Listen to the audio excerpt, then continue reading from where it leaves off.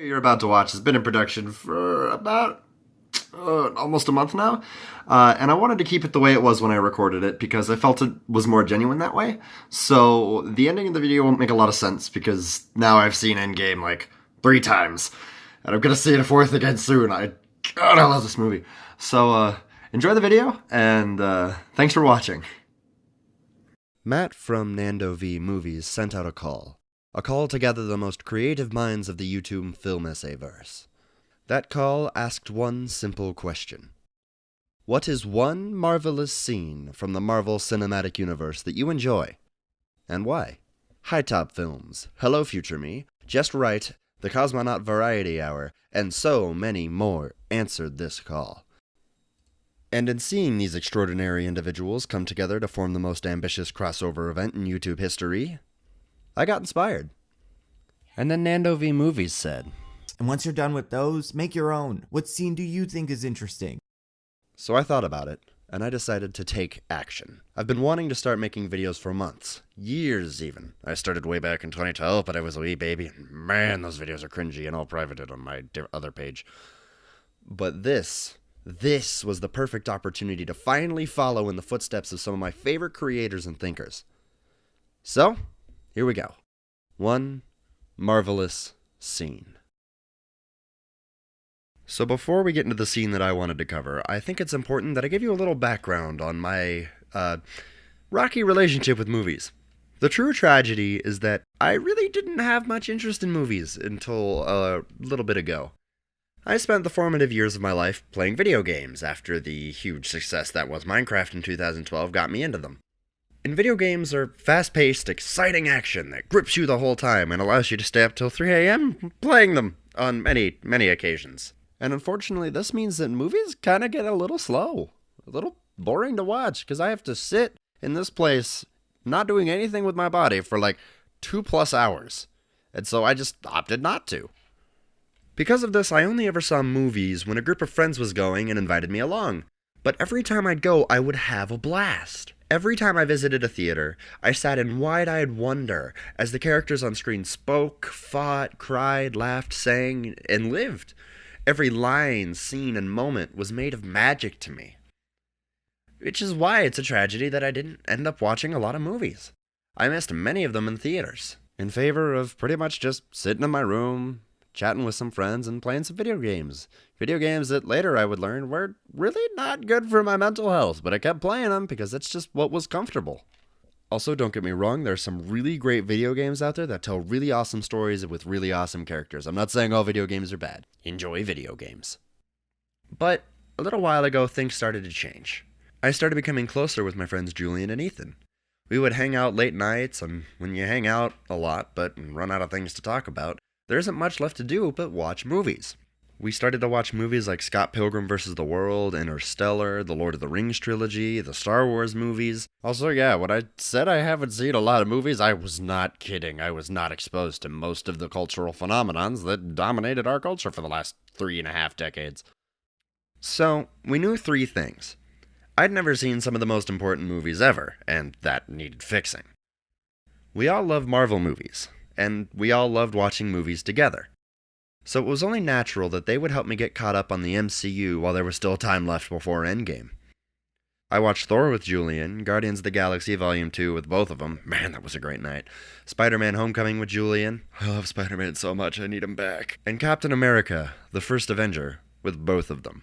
It was that one that ignited a spark, because until then, I really didn't care about Captain America. Who was he? Why should I care? That is such a lame name for a superhero. Captain America, whoop-de-doo. But the First Avenger proved me wrong. Dead wrong. What that movie taught me was not who Captain America was, and not why I should care about him, really. The First Avenger taught me who Steve Rogers was. Steve Rogers isn't a man who fights for the ideals and freedom represented in America. He isn't a guy who punches Hitler and lets freedom ring. Steve Rogers isn't really even a soldier.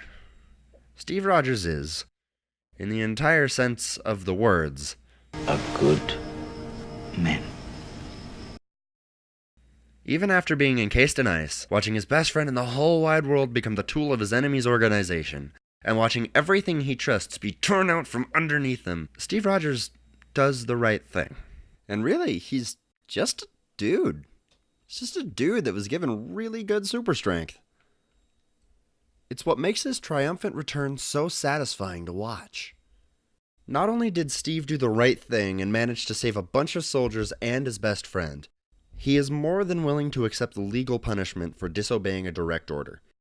An action we later see become a motif between Nick Fury and the leader of Hydra in S.H.I.E.L.D. in The Winter Soldier, where the willingness to disobey orders in the service of what is right is a trait exhibited by Nick Fury and held deeply close, which he probably got from hearing stories of Captain America that were told to him while he was growing up.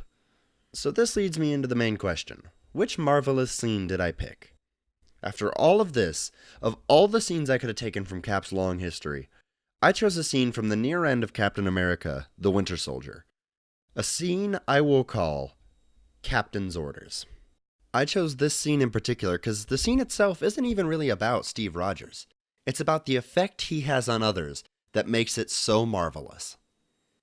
We've seen Steve rescue the soldiers from Hydra. We've seen Steve fight off the aliens in the first Avengers movie. We've seen Steve struggle to see his ideals of peace and freedom realized in a world that seems to be dead set on defying him. But for the first time, we see the ones that believe in Captain America. We see the people on the ground fighting for the same things as Steve Rogers, and we see the effect that Steve Rogers, Captain America, has on the world. So, let's break the scene down for a minute. Captain America has just given his speech to the agents of S.H.I.E.L.D. They know Hydra is running the show. Not all of them are part of Hydra, and Cap reiterates that to Falcon later when he says that only the bad guys are the ones that are shooting at you. But for now, everybody heard Cap, and they listened. The scene starts off quiet, intense, heated. No one can trust anyone else. People they've known for months, maybe years, are now complete strangers. Then there's this kid, the center of mission control in S.H.I.E.L.D. HQ. It's his job to launch the helicarriers that will kill all of the enemies of Hydra. It's his job to be the person who allows the murder of thousands. But he's questioning who he trusts. He's questioning everything he knows now. Then, this happens. He thinks. He looks at the Hydra mercenary who he was warned is with Hydra. The merc nods. Yeah, go on, he says with his face. He sees the hesitation, the tenseness. Is there a problem? Is there a problem? The kid looks around, anxious for someone to bail him out. Help is not coming. He shakes his head. No problem here, sir. He's stalling for time, trying to make a decision. Is there a problem? Is there a problem? Sorry, sir. Still no answer. He looks at the console. He takes a deep breath, and he makes his decision. A deep gulp, a deep breath, and resignation is written all over his face. He knows the consequences of doing what he's about to do. He can feel in his bones what's going to happen if he defies this man. But he does it anyway. You see him look down, about to burst into tears until he remembers why. Captain's orders. He hears the gun click, closes his eyes, and awaits his execution. Then the scene progresses. Friend turns on friend. Guns are drawn. Tensions are at their highest. Captain's orders. Like he said, Captain's orders. This kid, Cap's neighbor from down the hall, and many other agents of S.H.I.E.L.D. that we see heroically put their lives on the line, all are driven by one phrase. Captain's orders. The words of Steve Rogers ring in their ears as they defy this man and all of Hydra and risk their lives. They put their lives on the line because of the words of Captain America. Because of the words of Steve Rogers. This is the effect that Steve Rogers has on the world, on people, on everyone. This is the effect that Steve Rogers as a leader has that none of the other Avengers possess. Steve Rogers is a good person and the heart of the team. Steve Rogers not only does the right thing, but inspires other people to do the right thing in his wake. And that's why this is one marvelous scene. So when Matt from Nando V Movies says, You care about these guys because you see yourself somewhere in that team. You aren't watching a movie, you're on that couch. that's why I love Steve Rogers, as well as all the rest of the Avengers. Because I see the hero that I want to be in them. And through them, I get to be the hero. Because as much as I want to be Thor, or Cap, or Iron Man, I'm just that kid. Sitting in front of a console, trying to do the right thing, as I hear the words of heroes ring in my ears. So thank you to all the directors, writers, casters, and everyone from all of the Marvel Cinematic Universe for giving me these characters and these stories that I can hold on to and rewatch time and time again. So thank you. And this is Alec, signing off. And man, I cannot wait for Endgame. I'm seeing it in like 24 hours and I am so excited. And not even close to emotionally ready. Oh my gosh.